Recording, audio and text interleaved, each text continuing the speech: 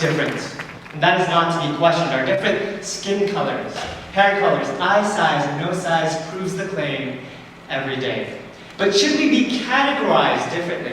Should we keep our human tendencies to divide our species according to phenotyping features? For hundreds and thousands of years, we have used visual differences to class the human being to what we now call races.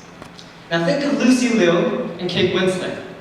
Liu is an American actress, while Winslet is British, yet according to a 2007 study done by San Diego University, many Americans considered Lucy Liu more foreign than Kate Winslet. And perhaps, if you don't know me personally, who knows?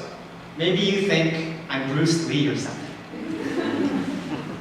Now, this odd concept of belonging to a group who holds similar external features is, in my opinion, not so wise.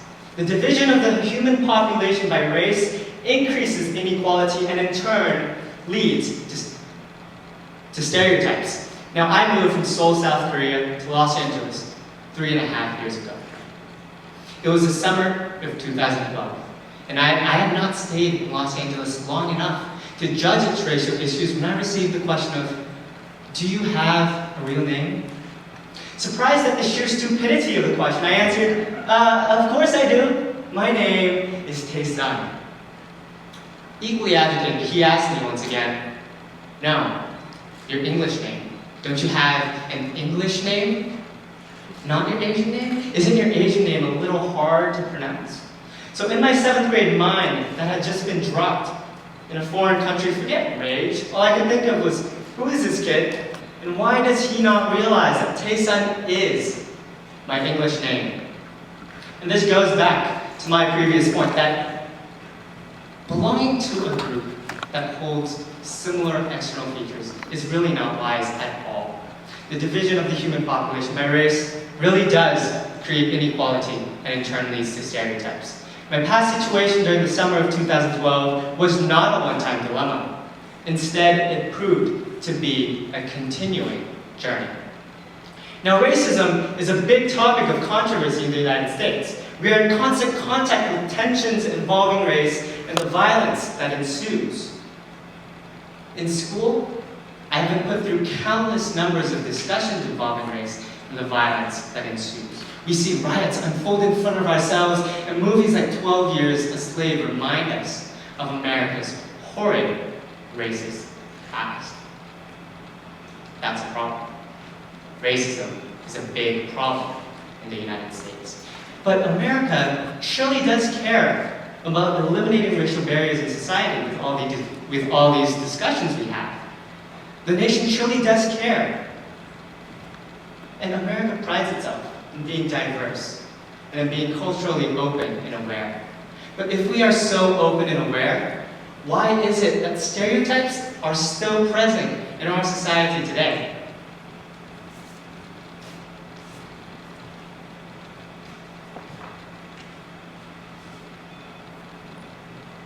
Now, I'm tired of being stopped in the middle of my life, only to be told, oh, ni hao.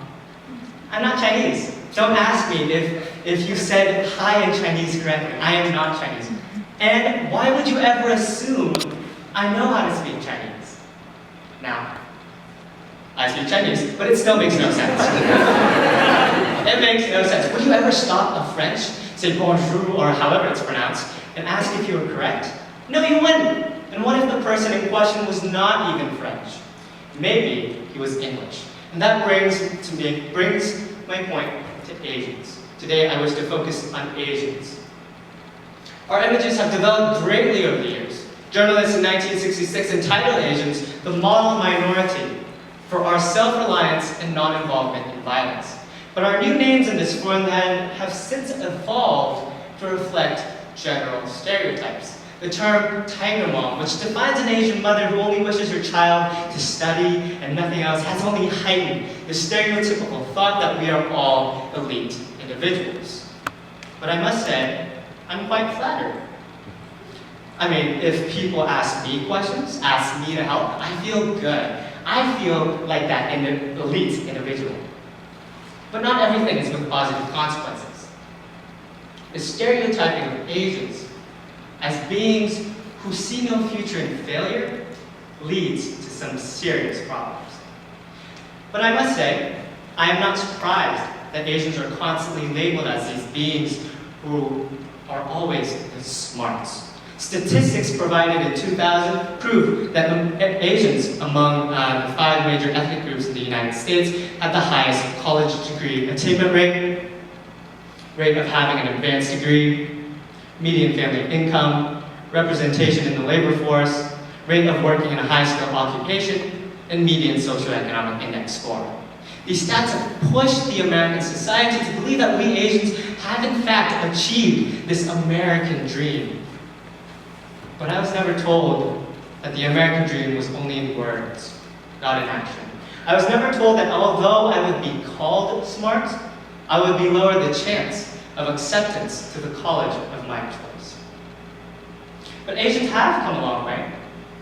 Since the Immigration Act in 1965, our images transformed from aliens stealing land and jobs to renowned scientists, programmers, and engineers. We were no longer the ones building, as with the Transcontinental Railroad, but we were the ones designing them behind the computer. But here, the image of the computer stuck with us, and it still lingers around our names, as would do a bug with light. Wherever there are bugs, there is light. Wherever there are Asians, there is a computer. Or at least that is what our society believes. With our newly generated images of computer geeks with big glasses, we have turned back to ground zero. And I myself am a victim of views that portray Asians as beings who worship the first letter of the alphabet like God. My continued effort to do better in my classes are often dismissed by, "Oh, you're Asian. Of course you got an A." That's not really fair, is it? My continued effort to do better in my classes. And I hate it when I get an A on a test only to be told that it was probably easier to accomplish because I am Asian. And there's also a grading system for Asians. A is for average, B is for bad, and it goes down all the way to F, which I will let you guess. She got it. Now, that's not really fair. It's not fair to be told, "Oh, you got an A? All right." Or, "Whoa, you got a B plus, an 89.4%. Oh my gosh, how even did that happen? You're not Asian anymore." And Asian stereotypes don't solely exist in the academic sector. My name, Taesun, which I believe is honestly not that hard to pronounce, is often a source of controversy. People weirdly distort my rather simple name to Taesun, Tyson, and I believe it is time to stop. Just because I am Asian does not mean my name can be pronounced in a funky manner. So no, don't roll your tongue or do anything you wouldn't do while speaking English. Because after all, English is, wrong way. Taesun is my English name. Now, even though I have this rather simple name, because I look Asian, and perhaps because I am Asian, the English-speaking mind overcomplicates it. This concept of division, according to race, supposes that external differences define other factors, such as intelligence or athletic ability. With such claims, our society has simply led the population in the wrong way. Today I have gone into depth about Asian stereotyping, but it does not stop there. Humans of other colors are also subject to racial stereotyping. Scientists for years have been researching the correlation between eye shape or hair color to superior or inferior ability in physical or mental activities.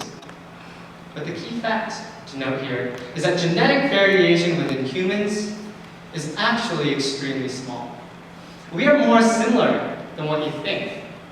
Only 1 out of every 1,000 nucleotides that make up our genetic identity is different. So it is now that we need to change. We need to see human beings as one. We should not be classified by our external features. Race was a concept that arose to classify the cultural differences between human groups. Today, race can only create inequality in our society that so focuses on equality. Why waste time on a human invention? And I will say that again, a human invention that only continues to pull us back than to push us forward. Race is in some ways like TNT. TNT was discovered in 1863 as a yellow dye, but was later realized as an explosive and was used extensively in the world wars, and it is still in use today. Race was a concept, a human invention that arose to help the classification of supposedly different human groups. But now it has turned into a weapon of destruction, capable of starting riots and paving a road to further inequality. Black, white, brown, yellow, they are nothing but colors. We attach these colors with assumptions, even laws, further creating social inequality. It's time it stopped, and it all starts with awareness. We must push our set boundaries to overcome stereotyping. And after all, tomorrow is another day. So let it be a day without division. Let it be a day when everyone is considered to be everyone. 감사합니다.